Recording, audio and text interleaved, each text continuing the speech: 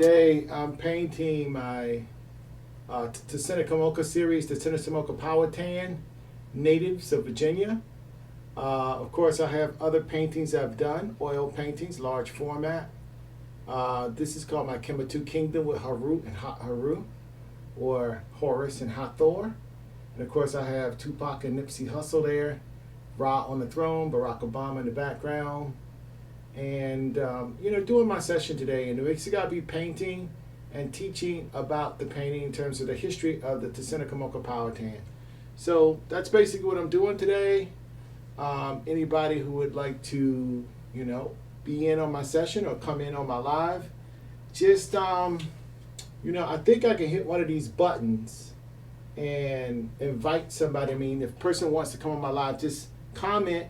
And then I'll try to invite. I think that's how to do it. Let me just test real quick just to make sure my sound is coming through properly. And then I can go on with my session just to make sure that I had a recession before I'm talking, but I couldn't hear myself. So after it was done, so you can see me paint though. So I'm just going to test this right now. I couldn't hear myself, so. After it was done. Okay, so that's working, so that's all good to go. That's all good to go, so I'm gonna let that flow right there, and then I'm gonna be busy painting.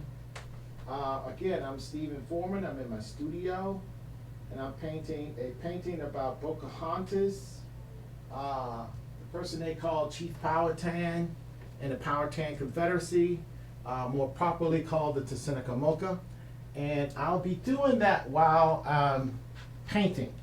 Again, bear with me because it's very hard to paint a nice, a very complicated painting like this, plus a large format painting, plus also, in addition to that, being a large format painting, also to teach history at the same time. So, or, tell the history, I should say, of the painting all at the same time. So, that's pretty tough to do. I have my brushes here, and what I will be doing is teaching about this, and I will be doing these things at the same time, simultaneously. So there we go. So what I'm going to do is I'm just start out teaching because that's just talking, and then while I'm getting my brushes and my paints together. First off, there is a character called Tsenacommacah. Tsenacommacah, that's this big fellow to here. Matoaka, that was the actual name for a chief or paramount king. And that was the person they call Powhatan. His name was Matoaka Wahansanoka. That's actually what his native title and name was. And Wahansanoka or Powhatan was born about 1554.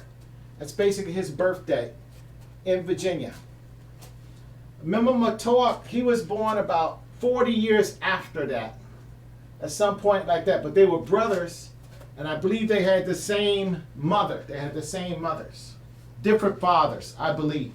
Of course, that's most of this information come from the words of Captain John Smith or John Rolfe or any one of those English missionaries that was here to defeat them. So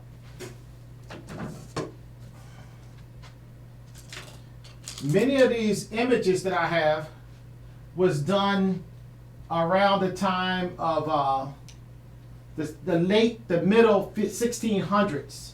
I had some reference paintings to look at that was somewhat contemporary, not really contemporary, but just a few years later, like 50 years later, to these people's lives. And so I based some of the imagery on that.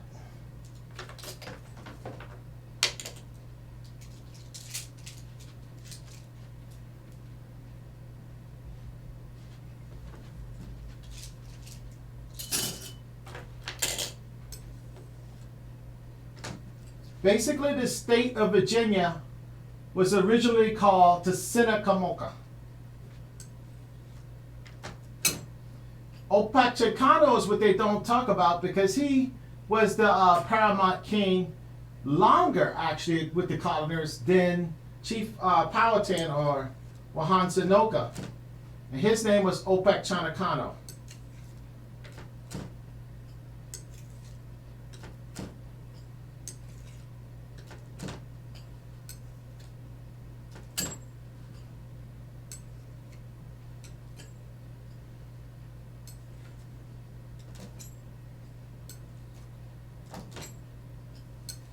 And it said that a person named Don, that's the title, Luis, was basically Tsenacommacah, or either Don Luis was Tsenacommacah's father.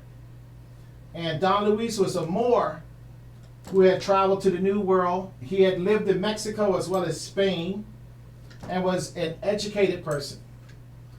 And that helped to give the Tsenacommacah a bit of an edge on the English, so they just didn't get taken in completely.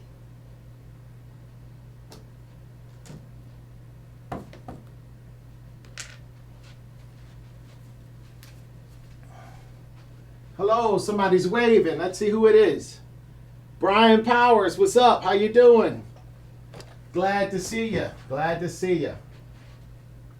And like I say, make a comment to me if you like to. You like to come on my live, just let me know in the comments, and if I can catch it, what I'll do is I'll try, or you can help me do it. I've never actually done it before. Allow you to be on the live with me. So this is a little video inside of a box kind of thing that happens. So if you have some history that you would like to add, or say if there's something about painting that you want to share in this live, I will welcome that. That would be just fine. And but what I'm doing is I've done research on this based on just based on what I could find. All the time when I do these paintings, I do research. I want to know what it is because basically a painter is a storyteller.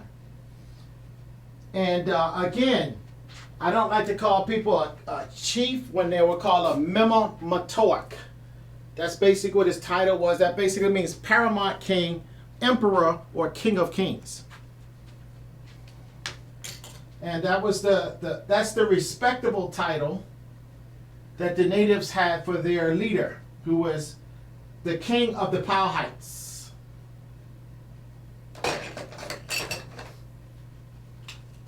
And he was born about 1554, and he died about 1618, near the area of Jamestown, Virginia.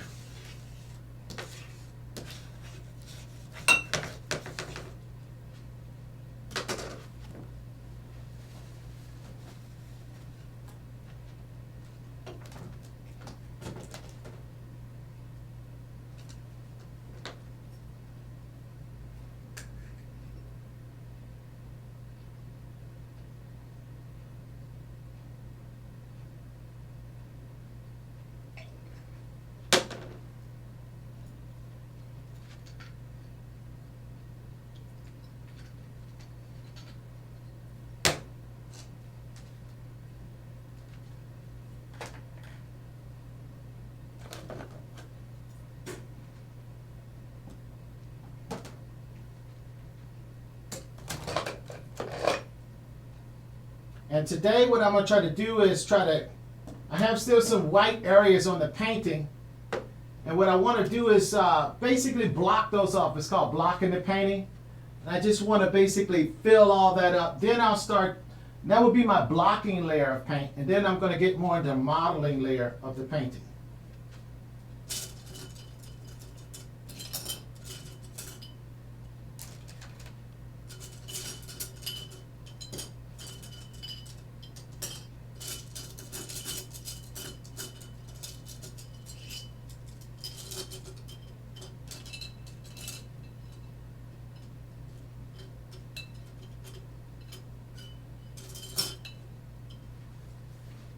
And Tsenacommacah became chief in 1618 with Tsenacommacah Powhatan died. So he was the Mama Natoic from 1618 all the way to 1649, when he actually died from a trick by the colonies and was shot in the back.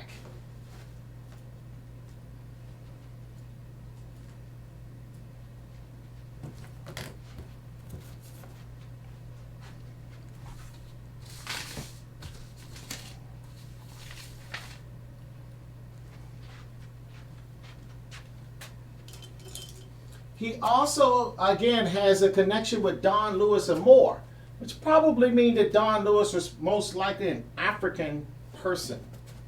And they were actually trading even with the natives of Virginia before the English come. And that's something that John Smith would not have known, and a lot of English would not have known. But if you actually go look at Spanish history, and also you look at West African history, from the Malay Empire and the Songhay Empire, you'll find hints of these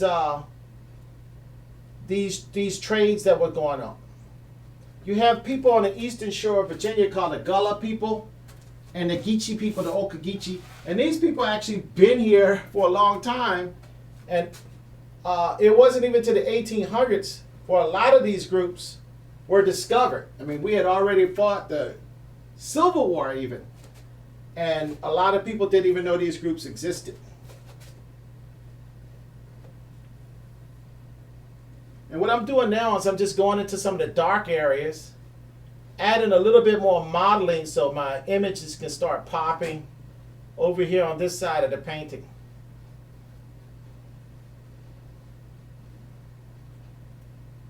And Opechancanough was a much feared warrior.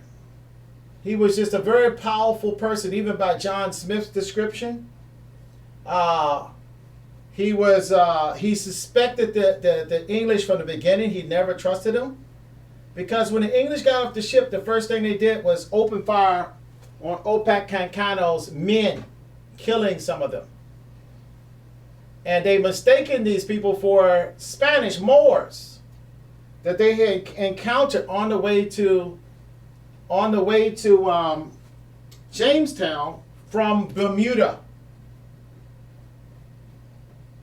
Their capital villages, there was two, which is located along the northern shore of the present-day York River, where it splits into the Pamunkey River and into the Mattaponi River. And that was their basic base of power. That's where the biggest population was of the Tsenacommacah people.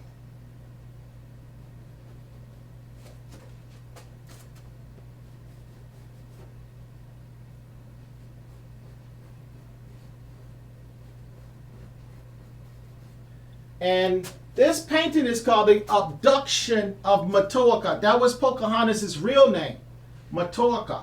Because as I said before in other sessions, Poca means little in Latin, or poquito, poca, little girl. And hantis in Greek means wanted woman, or bitch, or whore. So that's not necessarily a good name to give to a princess. So her actual real name is Matoaka. There's a county in Virginia called Matoaka County, named after her. So we know what her actual real name is. We even have USS Matoaka is also named respectfully after her, because they know that that is actually the respectful name of the person also called Pocahontas. But many natives do not like her referred to as Pocahontas.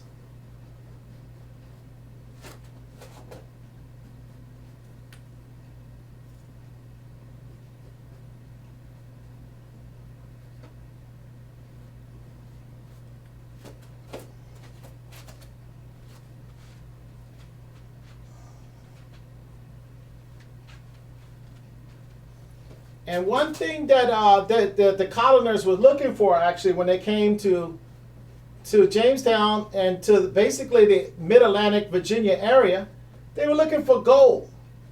But they didn't find it. But they found a crop that the natives had, that the Tsenacommacahs used, that they felt like would be a great cash crop. That cash crop was tobacco. It was an addictive product. And when John Rolfe introduced this product to England and Europe,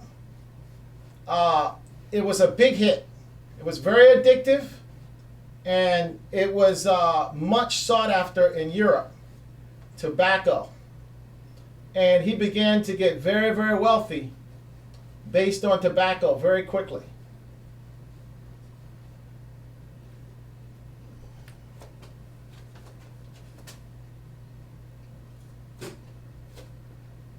And during the time of Tsenacommacah, many of the settlers actually got killed by him when he started taking power and control of the Tsenacommacah Powhatan natives. And he actually had killed almost more than a third, almost maybe a half of the colony. But reinforcements came, and they came after the natives. But this was all this is retaliation battles, because the English started by basically opening firing on them as soon as they got off the ship. Of course, then what happened was some natives were half hostile because of that. Some natives were friendly because they didn't know those particular natives that was shot at and was, that had a skirmish with. So there was a mixed greeting amongst the natives.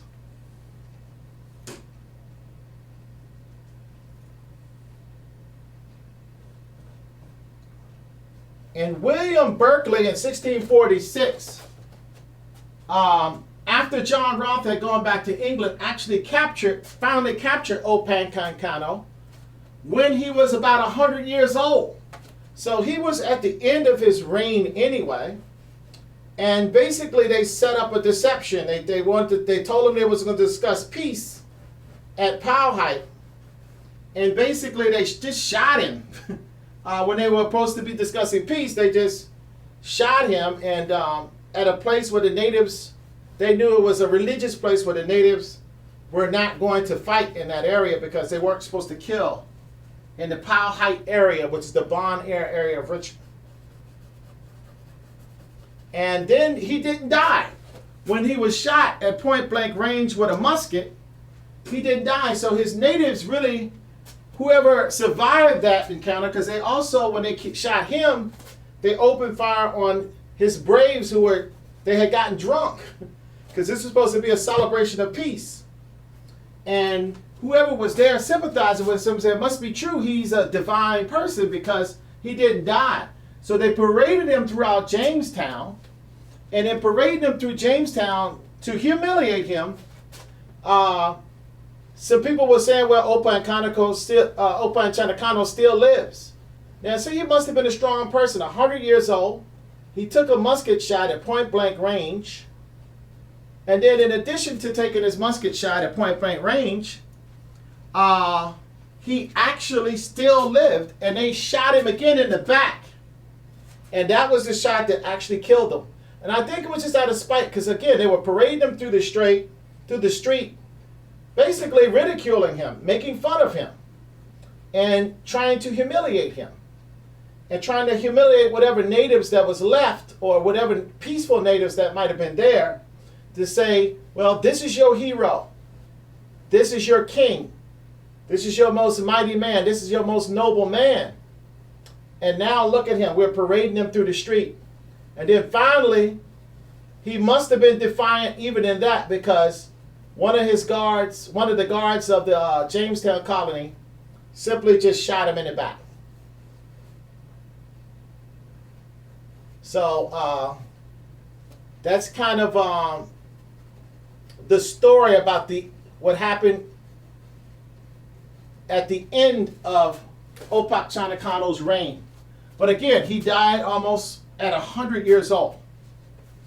And during those previous years, he was never defeated in a battle. Only with a deception was he actually able to be captured and then shot. But he was never defeated. He was not defeated in a battle.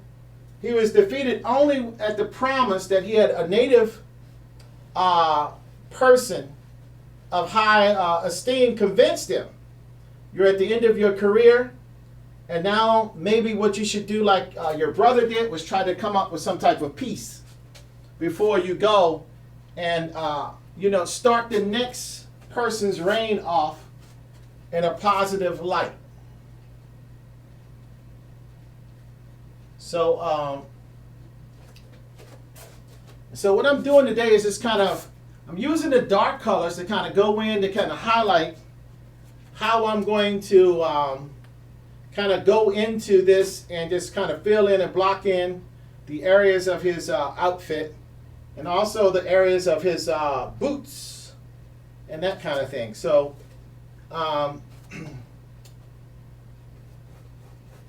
there also was some Canadian films made about Tsenacommacah where they abbreviated his name to make it easier to say, and portraying him. And that's the only place where he's portrayed in history, and that's the only place that he's talked about in a few films. Most of the time when you hear anything about the Tsenacommacah Powhatans, they only speak about Powhatan Confederacy and Pocahontas Matoaka. They almost never tell you about the actual plight of the actual people, the strivings of the actual natives, what their goals were. There was also a Sky TV show called Jamestown, which also portrays some of the stories of this painting here.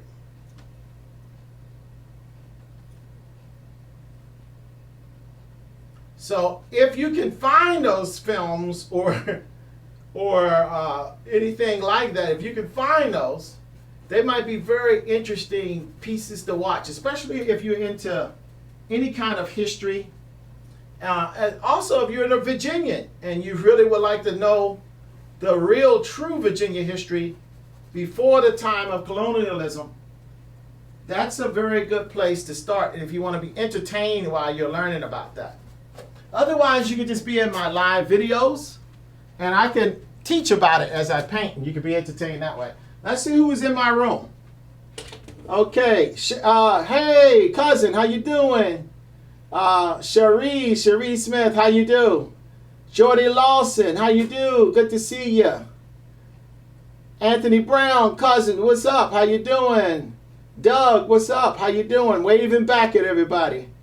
Barbara H. Flemings, how you do? How you go? Good to see you.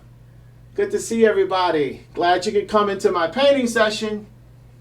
As I'm painting, and one reason I chose to make this series, this is a collection that I'm doing called the Tsenacommacah Powhatan. It's basically what it's called. And actually, it's incorrect to pronounce their name as Powhatan. They're actually Powhatans, which the English shortened down to Powhatans. So they were actually the Powhatans. That's how it would have sounded according to the Algorian language that was spoken by the natives. And types of this language exist all the way from Canada, the Great Lakes, all the way down to Massachusetts, going all the way down the eastern shore, all the way down to Georgia, and as far west as Alabama, Tennessee, and those areas, and all the way through to Kentucky. And of course, during the Trail of Tears, when the Tsenacommacah Powhatans was driven out of Virginia finally, around the end of the 1600s, during the Trail of Tears, after Powhatan Confederacy was defeated, many of the Tsenacommacahs became Cherokee. So if you're a Cherokee from another state, you originally was in the state of Virginia, and originally this is one of your ancestors, Powhatan Confederacy, Matoaka, and Tsenacommacah, also called Chief Powhatan, Pocahontas, and there was references that he might have been Don Luis, to have an easy name, but he was Tsenacommacah. But I believe his father was Don Luis, or his grandfather was Don Luis, who had come over in the 1500s, long before the English And I just believe that some of the English explorers that wrote about, speculated about who his family was, because they didn't get a chance to talk to him that much. He was hostile to them. And he wasn't going to give a lot of information. They got more information about Powhatan Tsenacommacah through Matoaka. They got information about him because she spent so much time with the colonies.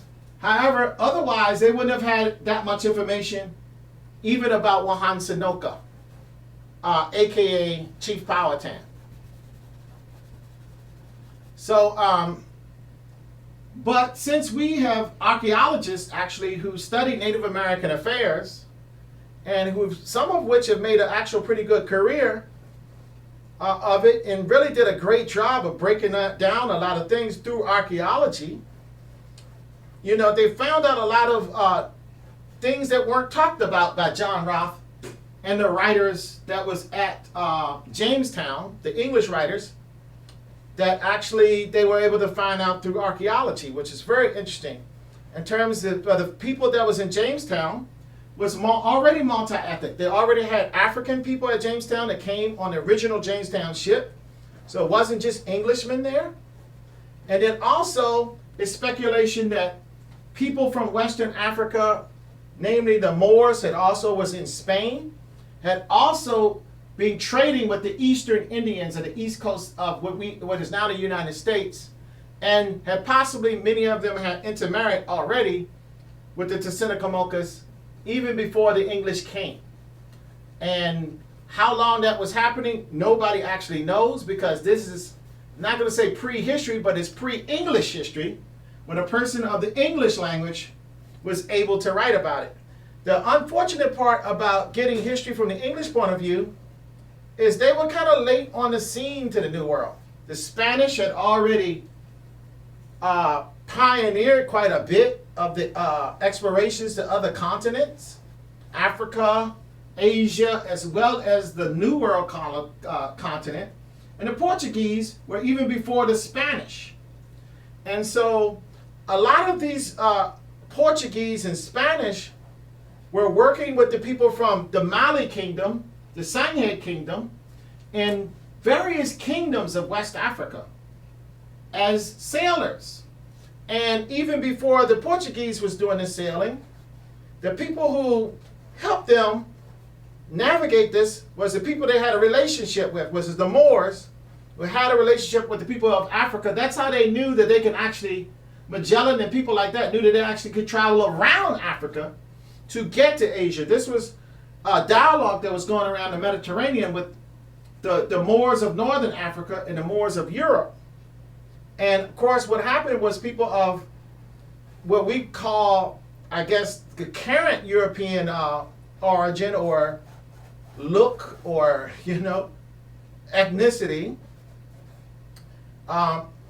they kind of started learning from their countrymen, and the Moors were eventually expelled. So a lot of the knowledge or the credit that the Moors would get for exposing the Portuguese to these routes are not recorded, simply because they became very unpopular in Europe after a while, and they were expelled, and the only people that was left to use and exploit these trade routes were the Portuguese.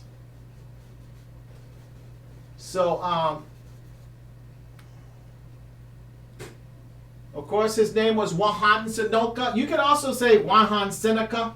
Depends on what the accents. But if you go to other languages similar to the languages now extinct of the Tsenacommacah, it would be Powhatan Tsenacommacah.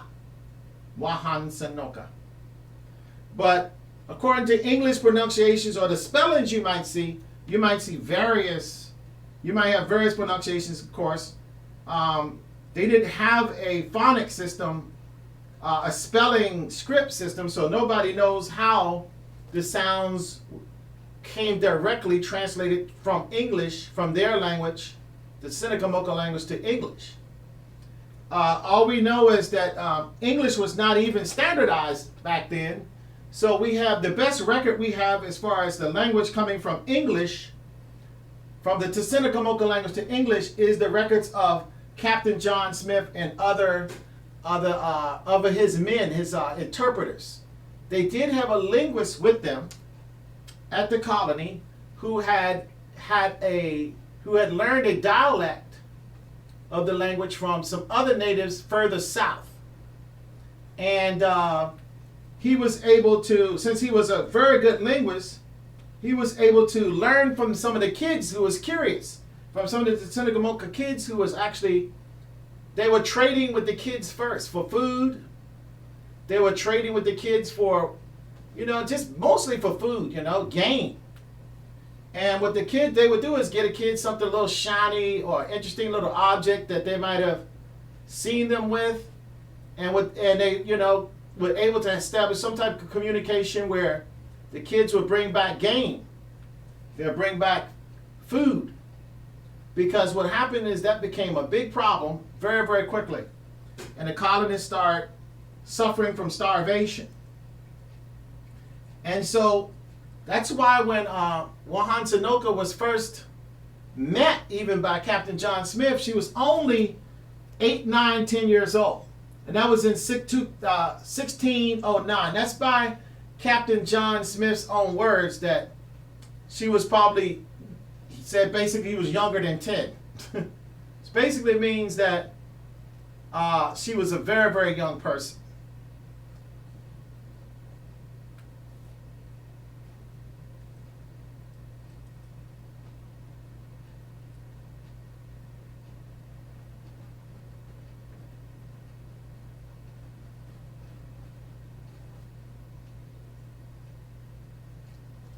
But when Powhatan Confederacy died, he was full of years. He was 92 years old.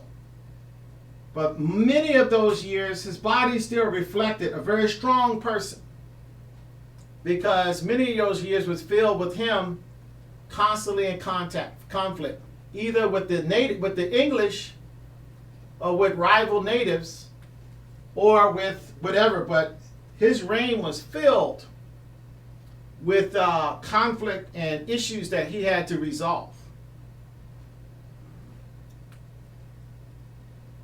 And the same thing with Powhatan. These particular kings were particularly plagued with very, very difficult times to keep their people basically alive.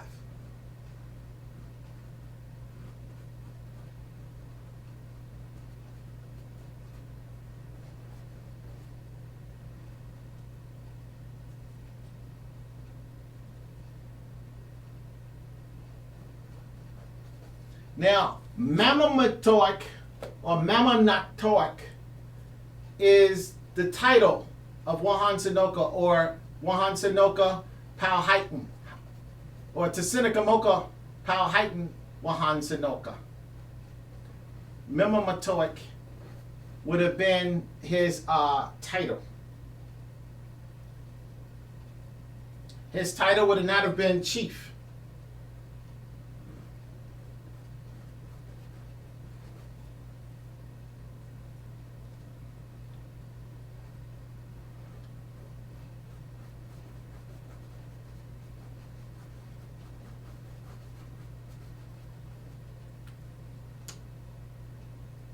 But after Powhatan Confederacy's death in 1618, Tsenacommacah became the de facto king. He became, for a little bit, Opakakum, one of his other brothers, became chief for a little while. But for whatever reason, that brother just either got killed or fell off the radar. He could have got killed by the colonials. Who knows what happened? Or the natives could have elected him out because maybe he wasn't strong enough. And Tsenacommacah became the Matoaka after Powhatan Confederacy.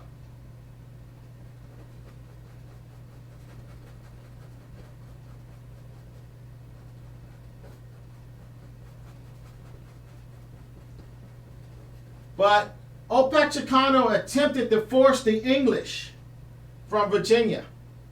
He really almost succeeded as well. But what happened was the English put forth a very, very tough resistance to him.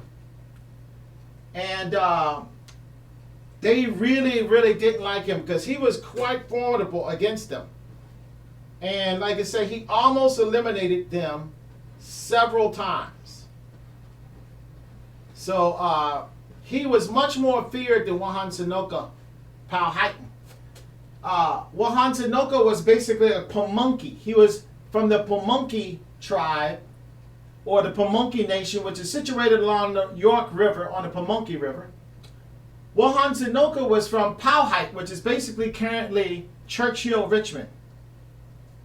Actually, the whole city of Richmond is basically where his area is. Currently, the city that we call Richmond.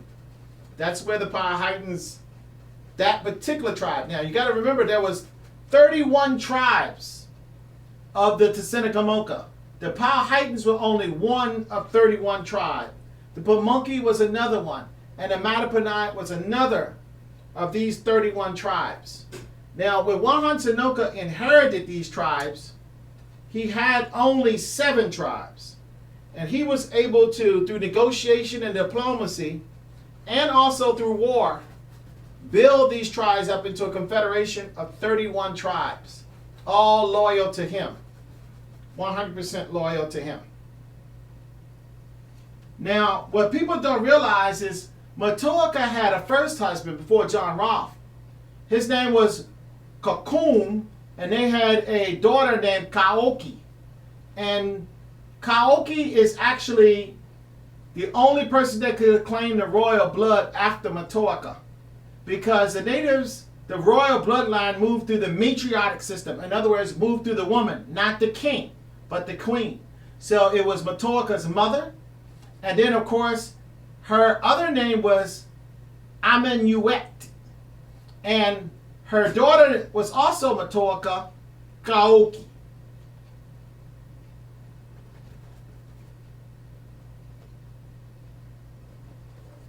Now, the thing about it is, once Matoaka was captured, she became less important to the natives because she had sisters. Not only that, she had aunts. She may have even still had a mother. All of those women had a divine womb. In other words, the kings could have easily have descended from those particular women. So, but Matoaka was seen as the most likely one by which the next king was coming through until her abduction by John Rolfe. Well, John Rolfe thought that by abducting her and marrying her himself, somehow he could become king, and the natives would respect that, and he would have their cooperation, which at that time they actually needed that, because the tobacco, the best people that grow on tobacco was the natives. So John Rolfe was making a lot of money through knowledge he was learning from the natives, and he saw that it is quite valuable. Not just the fact that he was so much in love, but there was a financial purpose to it. You know, and on top of that, there was the fact that Tsenacommacah was doing a very good job of attacking the colonies. But as long as Tsenacommacah was living, and Matoaka was underneath the ransom, because basically she was taking ransom. I mean, I know they make it look like she volunteered to be a part of the colony and so forth, but in reality, she was kidnapped. She was tricked onto the ship of Captain Argyle by her half-sister and her brother, who strived to basically be the next king. And by getting rid of her, they would actually have a very good chance to perhaps be elected. But once the treachery was discovered, that basically eliminated their opportunity amongst the natives wanting to select them to be their next leader. Because what they were doing, they was working with the colonials, who was the enemy. The colonials were mostly seen as the enemy of the Tsenacommacahs, not necessarily friends. Because the policy was generally, even if they had some relationship with some of the natives, in general, it usually would end up with one of the natives getting killed at some point in time. So it was just a dangerous prospect especially in the beginning, to trade with the colonies.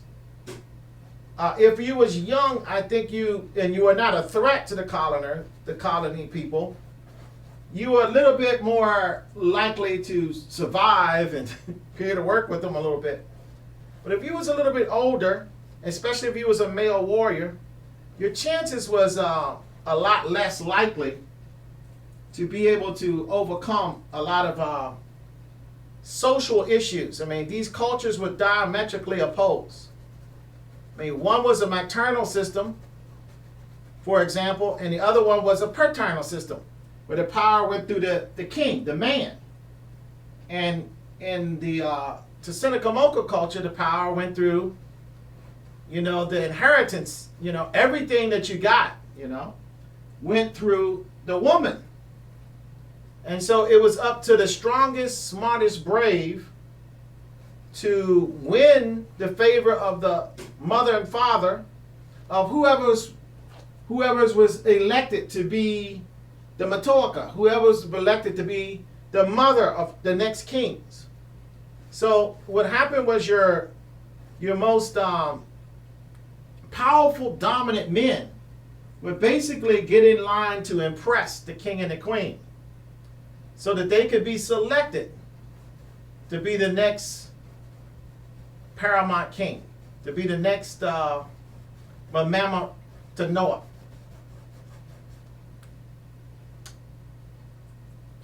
Now, Tsenacommacah was the actual name, located in Gloucester County, Virginia, but it's extinct now, But that was the home where the royals would go.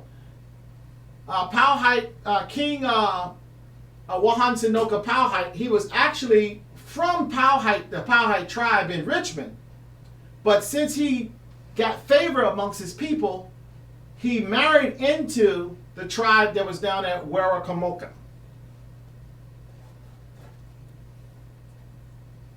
And so that's how it was. So the man could be from some tribe, even a tribe somewhat far away, all the way in Richmond. And Tsenacommacah is all the way down in Gloucester County. But he was heard of because he was a very powerful, strong warrior. Very smart, very capable. His father was also had a reputation before him. So he became a favorite of the king and queen, and he was able to marry their daughter to become the paramount king. And that was a great move because he was able to expand the tribe greatly. So they always was looking for somebody.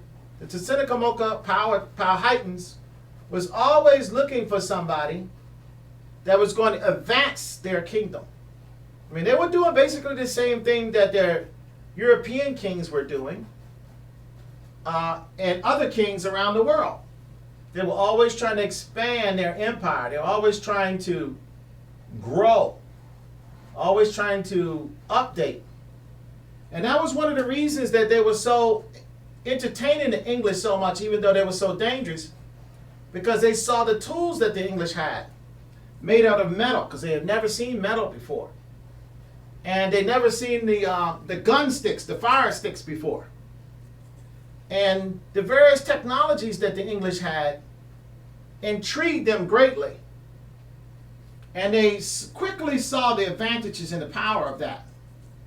So it was something that they wanted to learn from the English. So what happens is that you hear about curiosity kills the cat. But that's exactly what happened in their case. Their curiosity could have been the thing that killed them. Okay, so I'm just checking to see if anybody was saying hi to me or anything. And again, I have people invited here as I paint. And what I'm doing is I'm painting. And at the same time while I'm painting, I am, just basically breaking down the background behind this painting, the history. There's other people who chose other topics in this period here to paint about. But I chose this particular scene when John Cano was coming back with Matoaka's father to rescue her from the colonizers who had abducted her. Now, of course, they didn't know the meaning of this abduction. They don't know if the English had good intentions or bad intentions. They really didn't know. The only thing they really know is that his beloved daughter was abducted against her will and taken onto a ship and moved out of town. I mean, and it was not where she wanted to be, it was where they wanted her to be. So this was something that was very, very shocking to the king. This was something that bothered him. And Powhatan Tsenacommacah really desperately wanted to get his daughter back. And he really wanted to do that. So, but he didn't want to risk his people. He was a very wise king. He knew that by attacking the fire sticks, many of his warriors may die.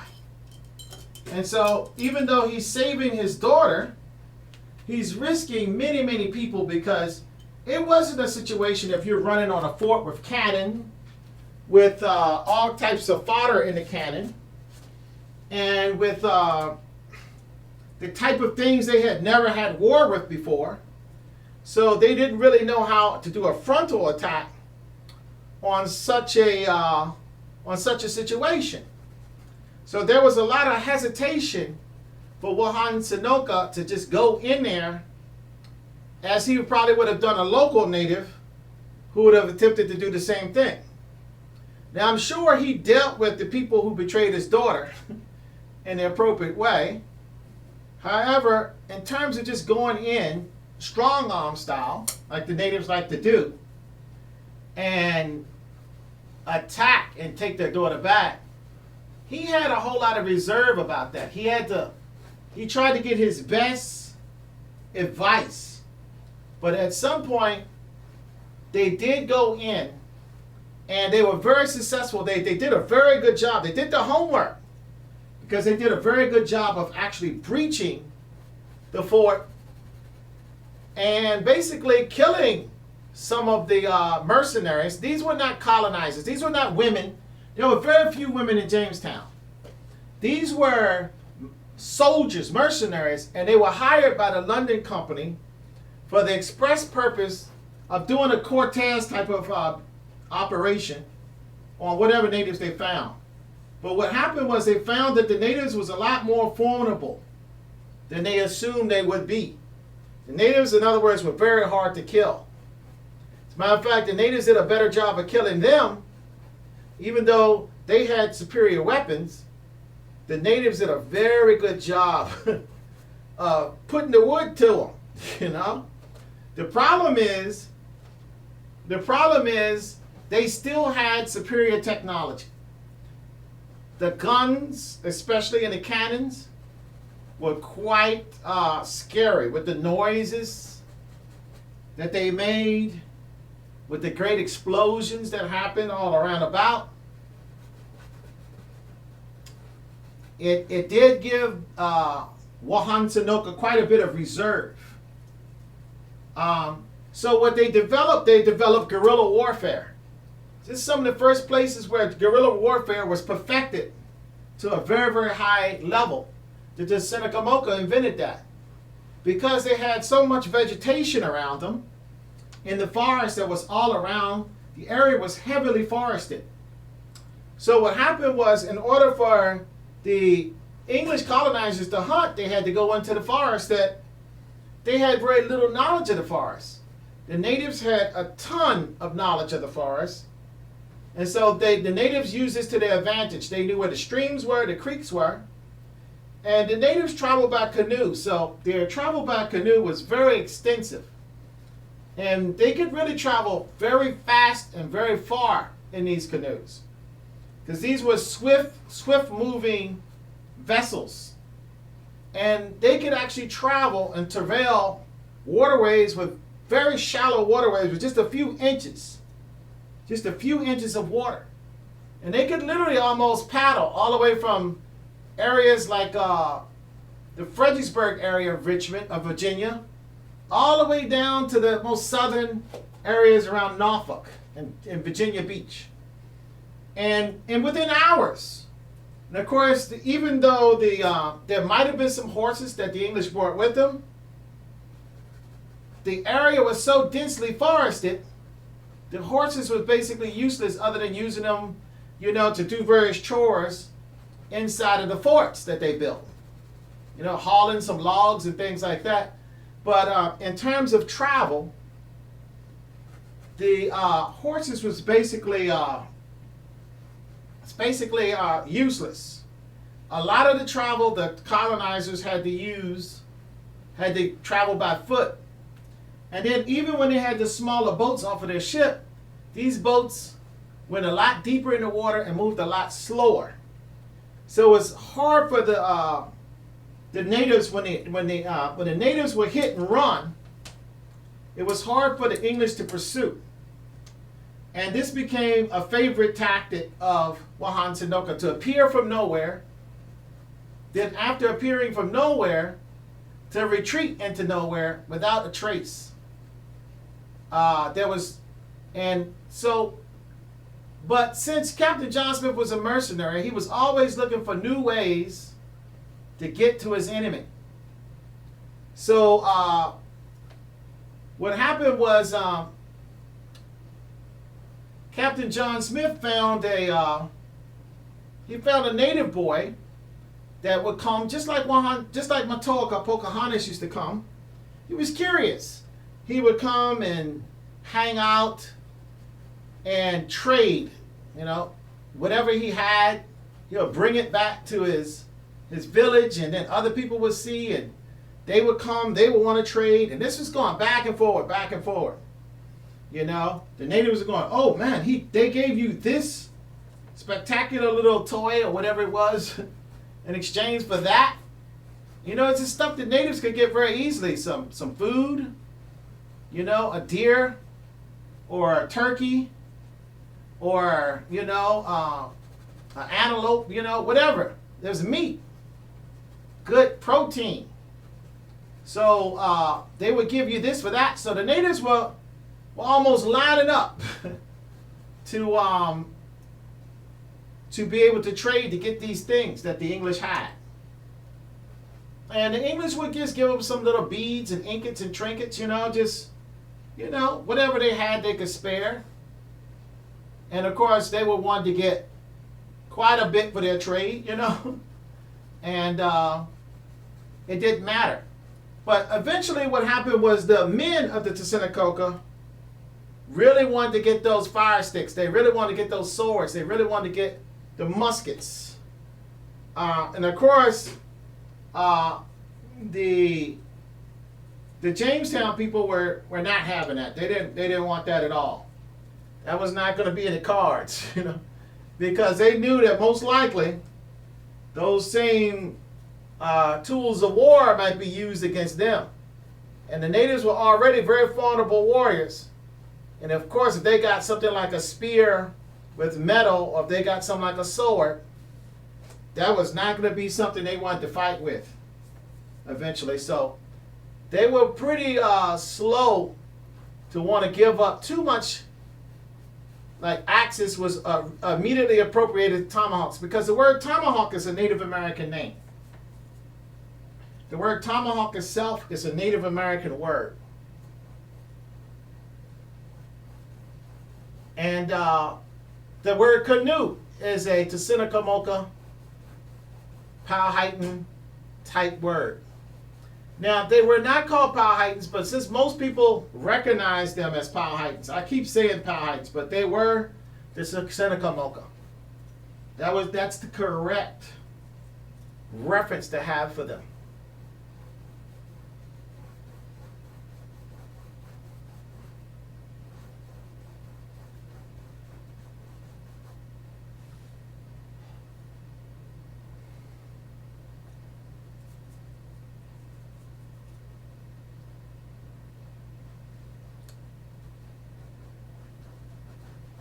Again, they were Virginia Algonquins, and the Algonquins was everywhere. Like I said, they were all the way up to Canada, all the way up to the Great Lakes. Algonquin-speaking natives of the same type of ethnic group. And it could be noted, even by the English, that these Algonquins had a nice dark copper toned skin. So they were not very light complexion natives, even by the English's account.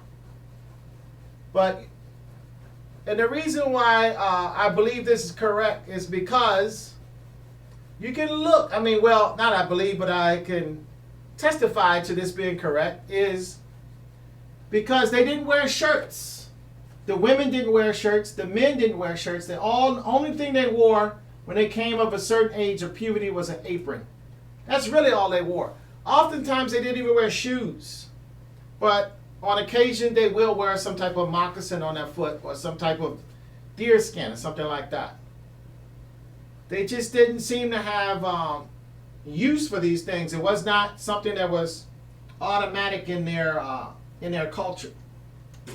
Now, once they became in the vortex of the English, once they kind of got exposure, a lot of their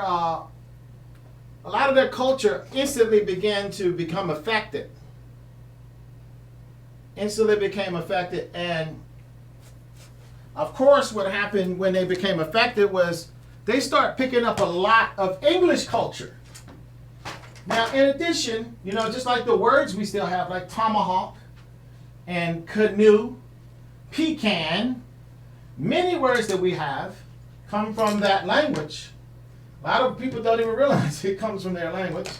But many, many languages we have, words we have, come from them, comes from that very first exposure that the English-speaking people had. Of course, we don't say whither thou goest, whither thou stayest anymore. We don't speak the same English that John Rolfe and Captain John Smith spoke.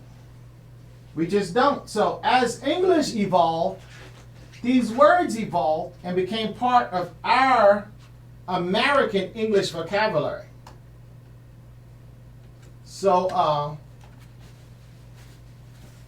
now, what happened is they say that measles and smallpox and things like that was brought by the Europeans to the natives, and they were killed off that way. But I don't believe so, because the buffalo, did they get measles and smallpox and die? But they surely died off. There was just as much buffalo in Virginia as they were in Montana, for example. They were in Canada. Buffalo were everywhere.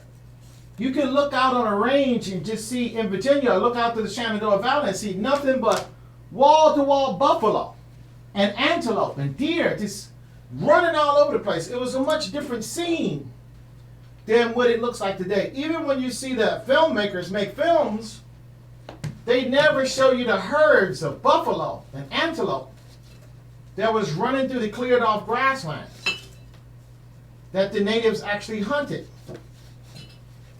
It's just that when the guns got here to North America, to this area, to Virginia, and then once the people broke out of Jamestown, those animals started to disappear very, very quickly.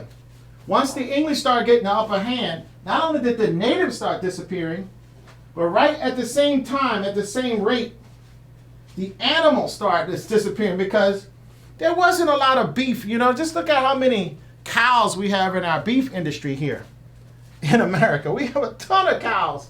We hide them all, but you got all these people just coming over, and they were just they was just killing the buffalo, and there's buffalo meat for everybody, and they disappeared. Kevin Prince, what's up, my brother? How you doing? Good to see you, man. I'm in my studio.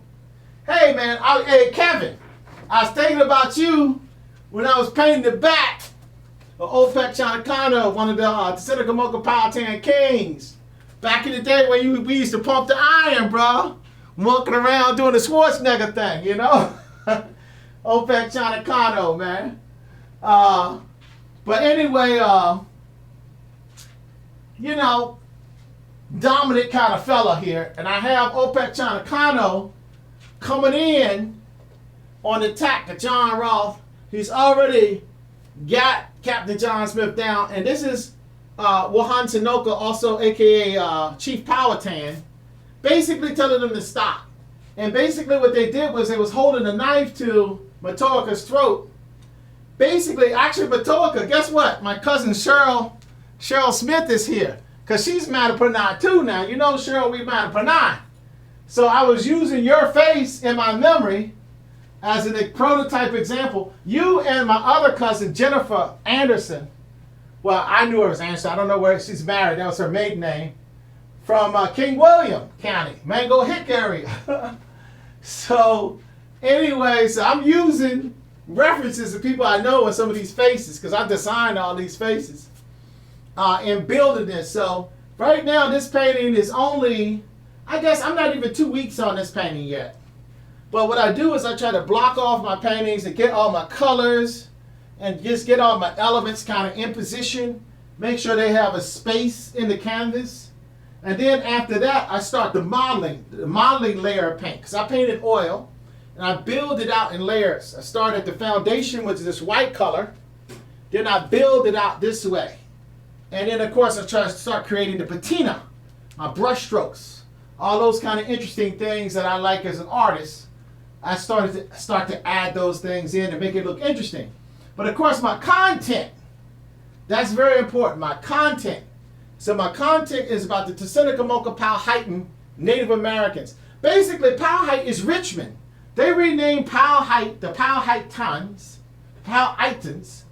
They named it Richmond. Actually, over there around Mechanicsville, where you guys were, around Verona area where your mom is now, guess what? A lot of Powhatan's family people live through that area. So it's really, really interesting. A lot of history happened and battles between the natives and the colonials. When the colonials went in about 1640s, dealing with Opaxicano and the rest of the Powhats, who were the Powhats and the Matoaka. They were some of the most fearsome warriors. Of course, the Pamunkeys as well. But what happened was the loyal tribes to Opaxicano was, guess what? My tribe, the Matoaka. They stayed the warrior tribe all the way to the end. And so, but Church Hill, Virginia was called Powhatan Hill. I don't know what the word hill, I need to really look that up in the Algorian language, the Tsenacommacah language that they use. And they renamed it to Church Hill. So Powhatan has something to do with their religious, with the natives' religious terminology. And it's funny that they put a church right there at the same place that when the Powhatans was looking over their Holy Land, which is basically the Bon Air area of Richmond. That area they couldn't kill, they couldn't do anything like that in that area because it was considered, it was not the Indian burial ground. But that area was actually just called Powhatan. The James River, what I said before yesterday, the James River was originally called the Powhatan River. That was actually the name of it. So, it's just very interesting when you see how the names have been reappropriated, but whatever the natives called it, the English gave it their equivalent of the name. So they knew exactly what they were doing. They were trying to erase the memory of the original native people. That's what they were trying to do. They were trying to erase the memory of the original native people. So I found it when I started doing this research on these paintings, I found it like almost was kind of like, okay, I'm definitely going to paint an aggressive picture of an aggressive action that's happening because, first of all, there was a lot of aggressive things going on. Not just the renaming of some of the areas, but these two, they always soft-touch the stories. They always soft-touch the stories when you get them in history class in school. But the reality, these people, the natives were fighting for their lives. They were fighting for their very existence. And the English was fighting to basically take over. And so it was really probably a very tumultuous time for the Native American people. But, so that's basically what I'm doing now. I'm just kind of, again, the James River was originally called Powhatan.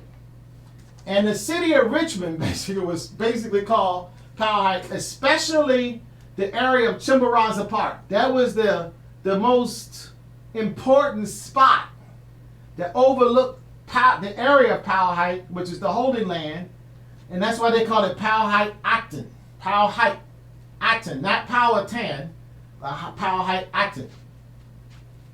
So, very, very interesting when you actually start looking into that a little deeper.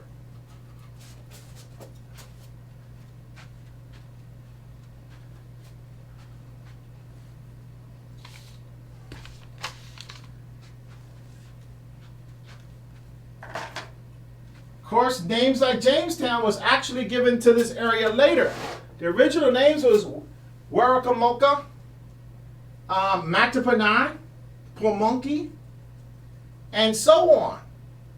And I'm sure the name from the Chesapeake Bay itself comes from an actual tribe that existed, that I believe still exists in the northern section of North Carolina near the shore, near where the Nansemond natives are today, which survive.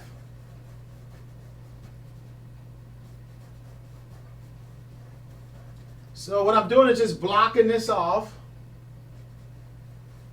Just getting rid of all of the white, because I just want everything with generally a color in it, with some painting, some modeling, but a color in it.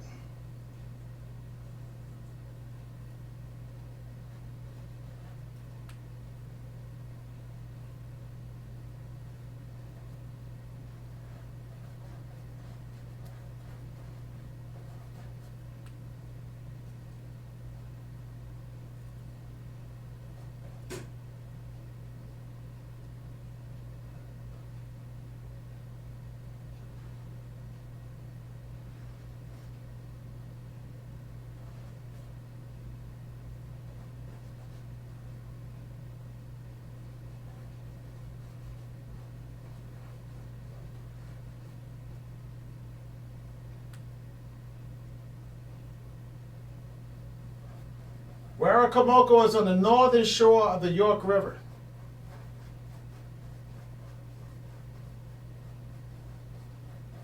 When I used to go there, I always had like this kind of like deja vu moments.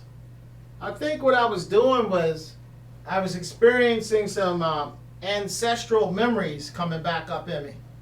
Because I remember I took Demeter and Domingo down there on a canoeing trip back in the day with Bonnie, and we used to have some of those kind of Tsenacommacah Powhatan moments, I think, canoeing out there along the York River.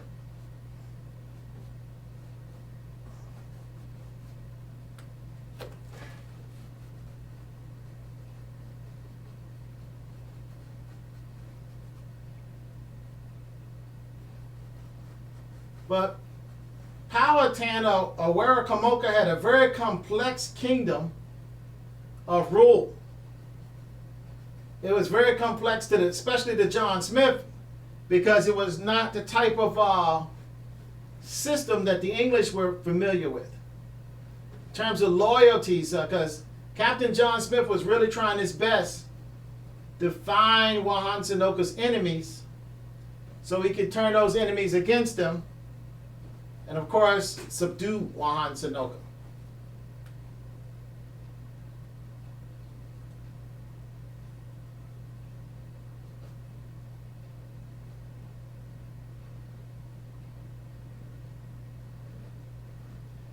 The original tribes of the Tsenacommacah were the Powhatans, the Arahatacs, the Hapantuks, the Pamunkey, the Matoaka, and the Chiskiaks. Of course, the Tsenacommacah as well. And of course, the Kikiaks got added a little bit later after that. And then finally, he added the affiliate groups of the Rappahannocks and the Kiakonaks and there were Squawkiaks and the Nansmians.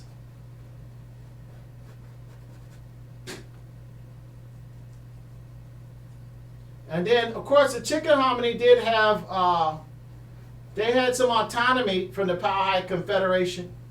But when they found out how easily their people was dying from the colonials, they joined forces with the Tsenacommacah. So that might even be like 32 ultimately in the Confederation of different nations.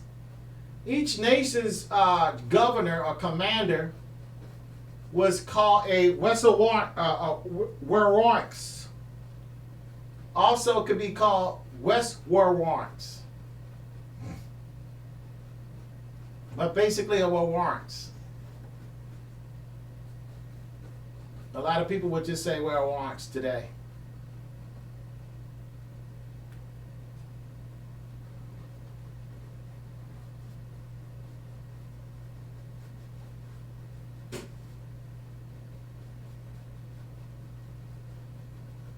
Now, there were hundreds of thousands of Powhatans in this area when the British arrived. Hundreds of thousands.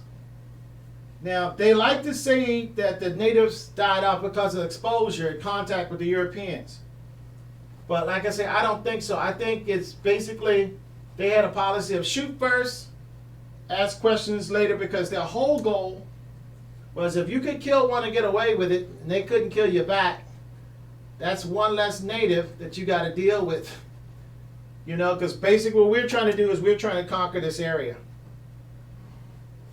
You know, so why would we negotiate with them if we don't have to?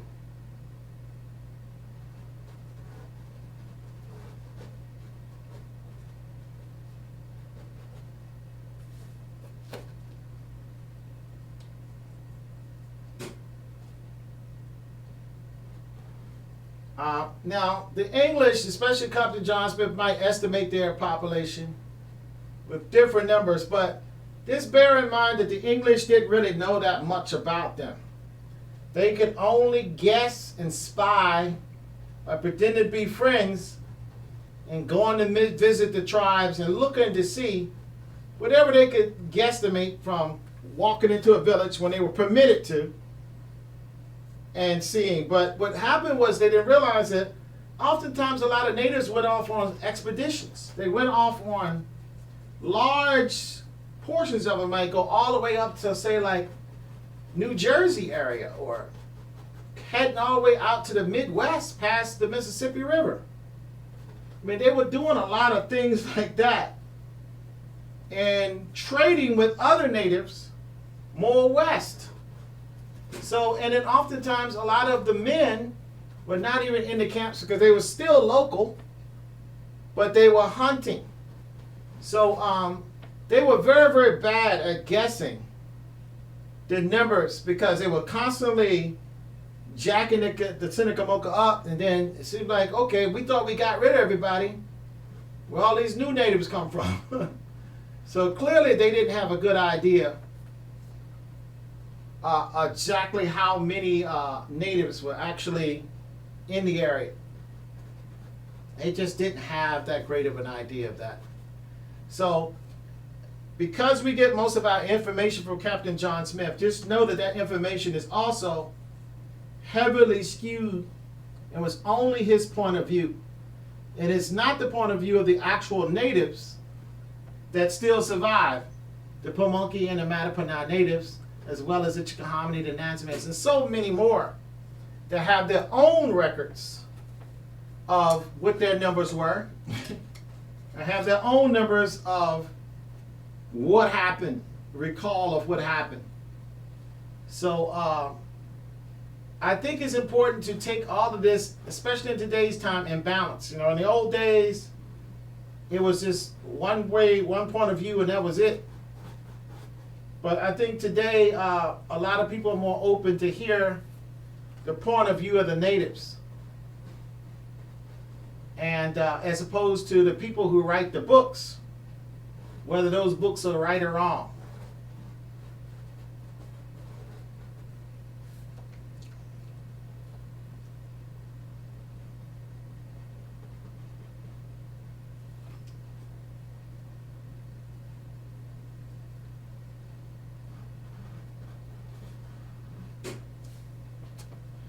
And what John Smith did was, looking for Powhatan, he tied the body of a native to his body and used him as a human shield. So these guys were ruthless. They didn't have much honor. But he still received quite a few arrows, even though the natives were trying not to hit the boy that Smith had tied to himself. So Smith was doing some pretty cowardice acts. I mean, because he was going after to kill Powhatan and also Opakchankano, and in the end, he would wind up asking them for mercy. And guess what? The natives gave it to him. They shouldn't have, but they gave it to him. Because he offered gifts to them. You know, these special European gifts that the natives had never seen. And of course the natives thought, we could get some more of these gifts. Let's go ahead and indulge this fellow. You know, we can capture him again anytime we want. I mean, they seem to be pretty easy to capture. So that's what happened. But the natives should not have underestimated that, because that underestimation proved to be a very bad move in the long run.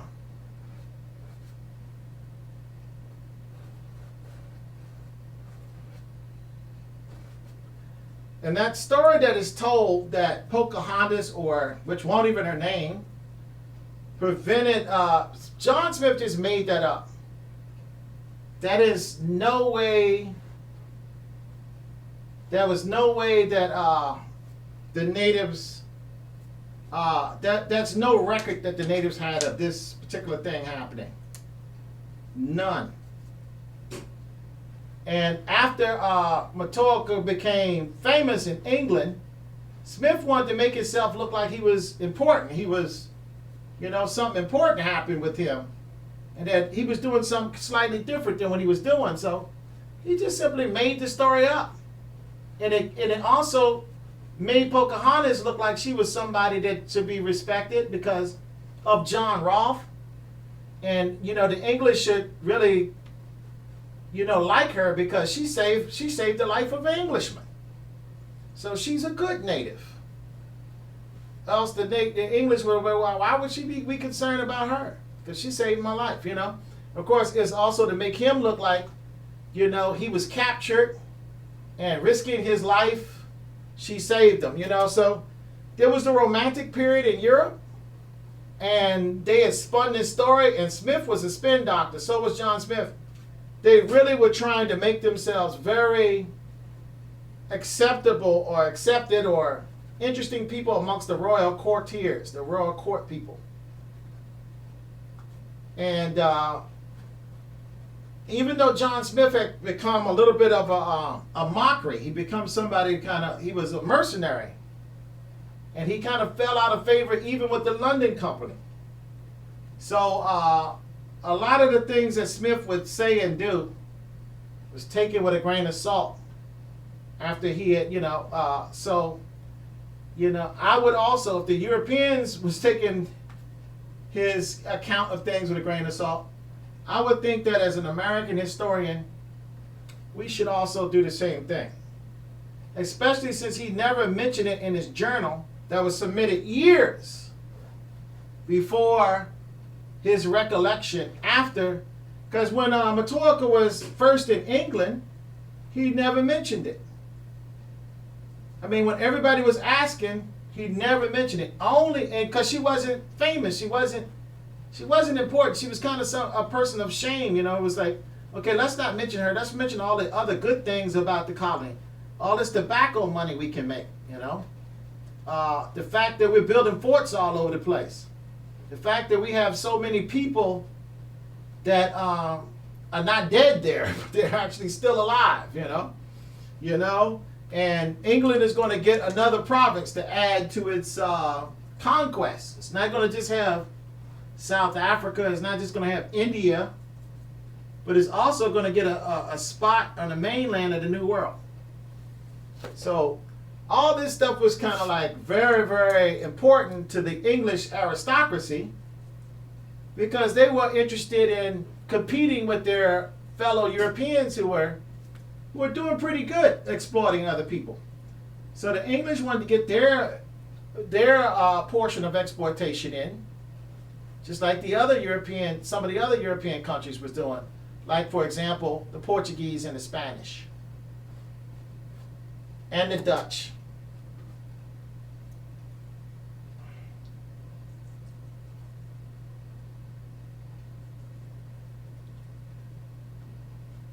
And now the city of Richmond was purchased from a Native American Western Lawrence called Powhatan. And the natives didn't even have any concept of purchase.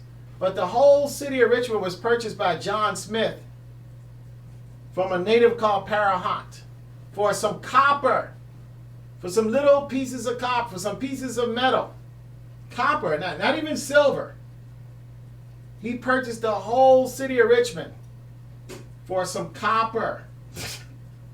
And he got it cheap. But I don't think the native understood.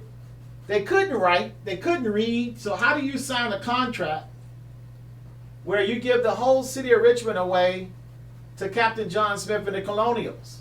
And of course, what happened was, the part of the contract was that none of the Powhatans on land has always been theirs, especially their one of their holy spots. The Powhatan area, the Powhatan area was one of their holy spots. So how do you sell that and you can't even to somebody? They say, oh yeah. I'm sure what Powhatan said was, sure, yeah, just give me that copper right there. You can do whatever you want. I don't even really think he understood that. Because what happened was, a native boy was hunting there. He wasn't supposed to be there because they had this piece of paper from their Western Lawrence, their king, which is a local king of the Powhatans, the actual local tribe that was in Richmond. And that was Powhatan, was the actual, which is Tsenacommacah's son. Basically just sold Richmond to Captain John Smith for some pieces of copper. So they were basically getting these pieces of paper. Once the English got this legitimate piece of paper that they thought was a legitimate right according to their culture, according to their society, but according to the natives' culture, they had no comprehension of this. They just didn't understand it. And so there was a lot of these things happening. What happened was, when the other colonials, they start selling tracts of land. And that's how we got Henrico, and that's how we got Verona.